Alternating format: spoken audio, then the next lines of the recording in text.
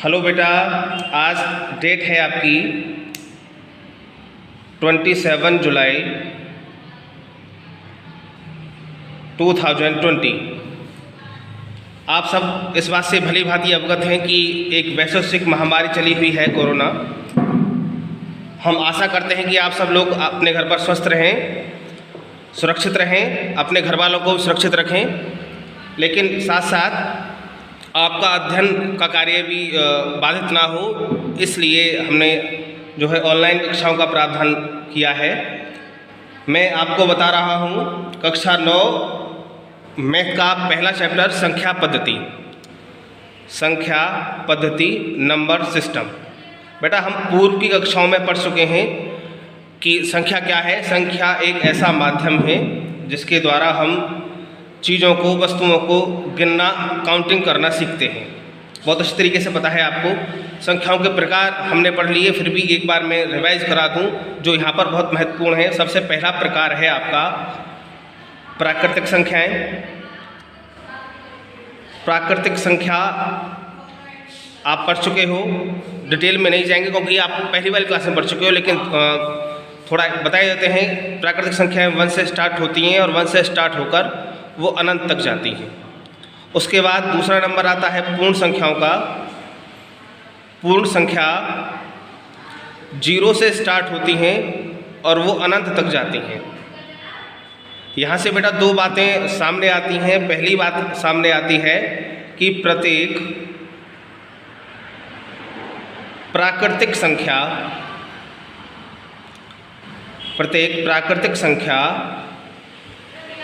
पूर्ण संख्या होती है, लेकिन दूसरी बात सामने क्या आती है कि प्रत्येक पूर्ण संख्या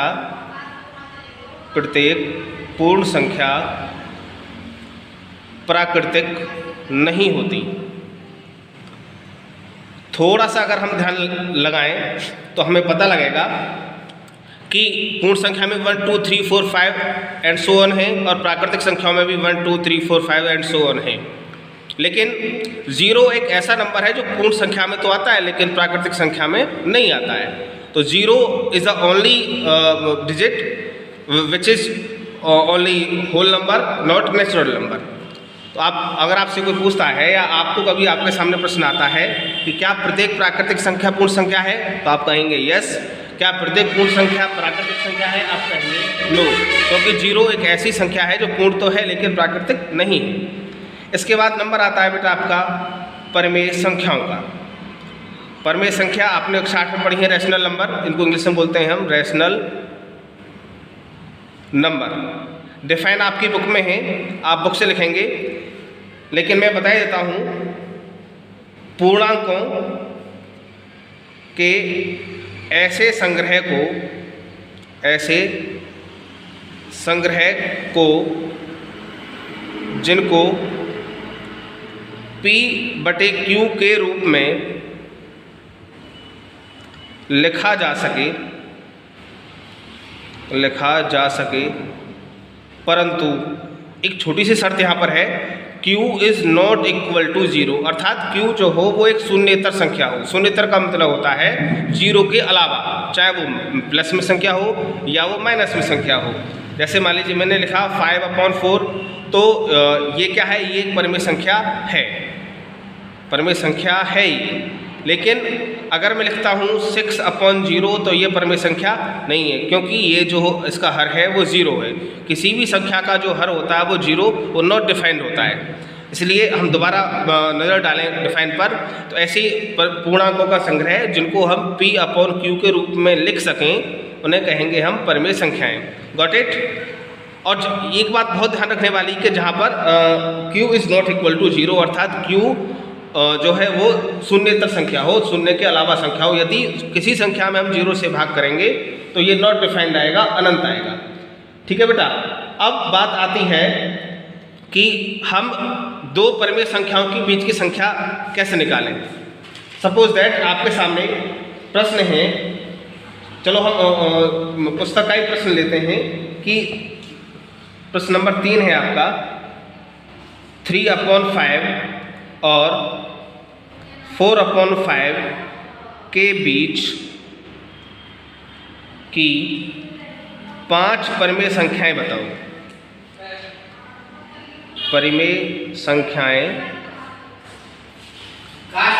बताओ। हाँ बेटा, देखते हैं। चूंकि हमें 5 परिमेय संख्याएं निकालनी है, बहुत बहुत बहुत बहुत आसान है, केवल थोड़ा सा आपको फोकस बनाना है बेटा। 5 में हमने क्या करना है, जितनी हमें संख्या निकालनी है उसमें हम 1 जोड़ते हैं। 5 + 1 बराबर कितना हो गया, 6। इधर लिखा मैंने 3/5 और थोड़ी सी दूरी पर लिख दिया मैंने 4/5। Got it. उसके बाद क्या करना है हमें कि जो ये जो 6 आया है, इस 6 से मल्टीप्लाई ऊपर, 6 से मल्टीप्लाई नीचे, 6 से मल्टीप्लाई ऊपर, 6 से मल्टीप्लाई नीचे। है ना आसान? बहुत आसान है, गणित तो बहुत आसान सब्जेक्ट है। 3 × 6 = 18, 5 × 6 = 30, 5 × 6 = 30। ऐसे यहाँ पर 4 × 6 = 24 और 5 × 6 = 30। अब थोड़ा सा हम देखें यहाँ पर 18/30 और 24/30 के बीच में क्या क्या आ सकता है। 19/30, 20/30, 21/30, 22/30, 23/30 और 24/30 ऑलरेडी है ही है। लेकिन अगर इसमें हमें कोई संख्या अगर कैंसिल हो रही तो कैंसिल कर देंगे, 0 से 0 कैंसिल। 3 × 7 = 21, 3 × 10 = 30 और 2 × 11 = 22, 2 × 15 = 30। तो वी कैन राइट इट 19/30, 2/3, 7/10, 11/15, 23/30। एक बार और मैं दोबारा आपको बताना चाहूँगा बेटा, अगर हमें किन्हीं 2 परिमेय संख्याओं के बीच की कितनी भी संख्याएं निकालनी हो तो हमें पहले ये देखना होगा कि हमें कितनी संख्या चाहिए। सवाल में दिया हुआ है 5 चाहिए, तो 5 में जितनी चाहिएंगी उससे हम 1 प्लस करेंगे। 5 + 1 बराबर हो गया 6। एक ओर तो पहली वाली परिमेय संख्या, दूसरी ओर दूसरी वाली परिमेय संख्या। क्या करना है, जो हमारा 1 ऐड करके आया उसकी मल्टीप्लाई अंश और हर दोनों में करेंगे।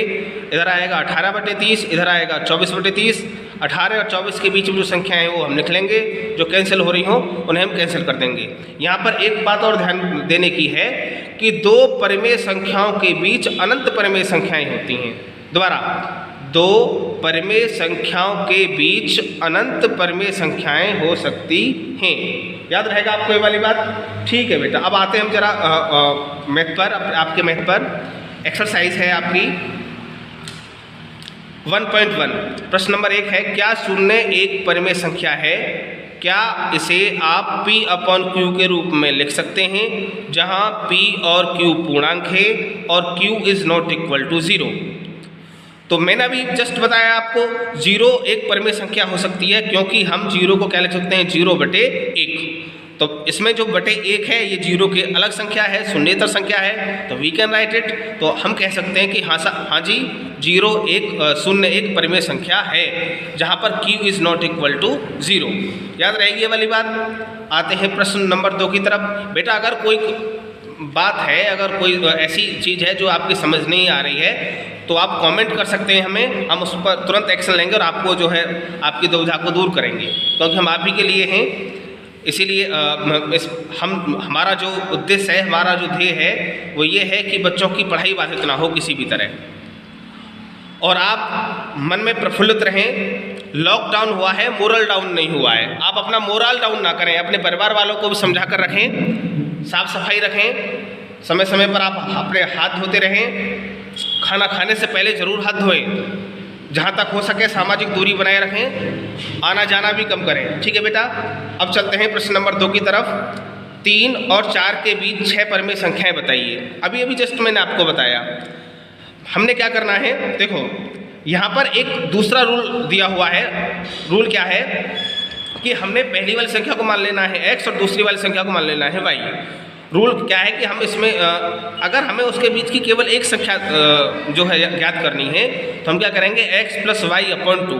यहाँ पर लिखा हुआ 3 और 4 के बीच की पहली परिमेय संख्या क्या हो जाएगी, 3 + 4/2 = 7/2।